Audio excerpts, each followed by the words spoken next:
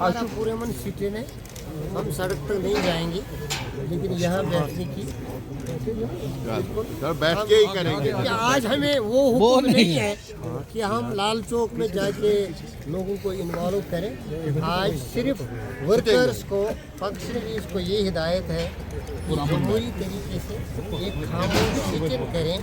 जो नरेगा को खोखला किया गया है उसकी हैयत तब्दील की गई है, जिससे father of nation Gandhi ji का नाम हटाया गया है। उस पर पूरी मुल्क की आबादी नाराज़ है, ख़ासतौर कांग्रेस नाराज़ है।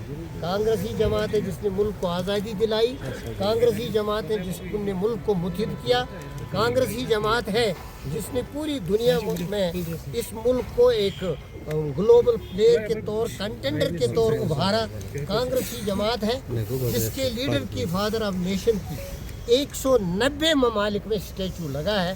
उसको असमान करना, उसको बेइज्जत करना, ये हमारे लिए चैलेंज है और जमहूरी तरीके से हम इसकी आलोचना करते हैं। और वो आलोचना हम ऊपर वाले भगवान से भी कहेंगे कि जालिम के हाथ राम जी हटाओ, मनरेगा बचाओ, राम जी हटाओ, मनरेगा बचाओ, राम जी हटाओ, मनरेगा बचाओ, राम जी हटाओ, नफरत की सियासत बंद करो, बंद करो, मजहब की सियासत बंद करो, बंद करो।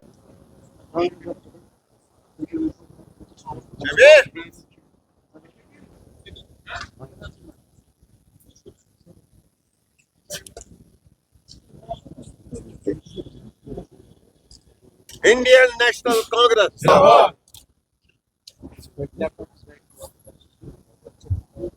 Indian national Congress, Indian national Congress, Indian national Congress, Rahul Gandhi, Rahul Gandhi, खड़गे जी, हमारी रियासत, हमारी रियासत, हमारी रियासत, हमारी नौकरियां, हमारी नौकरियां, हमारी नौकरियां, बचाओ, बचाओ, बचाओ, बचाओ, बचाओ, बचाओ, बचाओ, बचाओ, बचाओ, बचाओ, बचाओ, बचाओ, बचाओ, बचाओ, बचाओ, बचाओ, बचाओ, हमारी रियासत, हमारी रियासत, हमारी रियासत, हमारे मसाइल, हमारे मसाइल, हमारे, हमारी रेत, हमारी बाजरी, हमारी बाजरी, हमारा पानी, बचाओ, बचाओ, बचाओ, बचाओ, बचाओ, बचाओ, बचाओ, बचाओ, बचाओ, अमर रहे, अमर रहे, अमर रहे, अमर रहे, अमर रहे, अमर रहे, अमर रहे, अमर रहे। मजहब की सियासत बंद करो, बंद करो, मजहब की सियासत बंद करो, बंद करो, मजहब की सियासत बंद करो, बंद करो, नफरत की सियासत बंद करो, बंद करो, मजहब की सियासत बंद करो, बंद करो। इंडियन नेशनल कांग्रेस जिंदाबाद, इंडियन नेशनल कांग्रेस जिंदाबाद। राहुल जी आगे बढ़ो, हम तुम्हारे साथ हैं, राहुल जी आगे बढ़ो, हम तुम्हारे साथ हैं। Indian national Congress. यही है कि इस सरकार को एहसास दिलाने की ज़रूरत है कि वो वेलफेयर स्टेट के तस्वुर को, गांधी जैसे महान लीडर के विजन को, नेहरू जैसे प्राइम मिनिस्टर की कारकर्दगी को, इंदिरा गांधी जैसे मुल्क संभालने वाली लीडर की करेज को अपना आदर बनाए। मुल्क चलेगा, क्योंकि ये एक सिविलाइजेशनल डेमोक्रेटिक एक एथास का मुल्क है। इसमें हिंदू, मुसलमान, सिख, ईसाइयों के अलावा,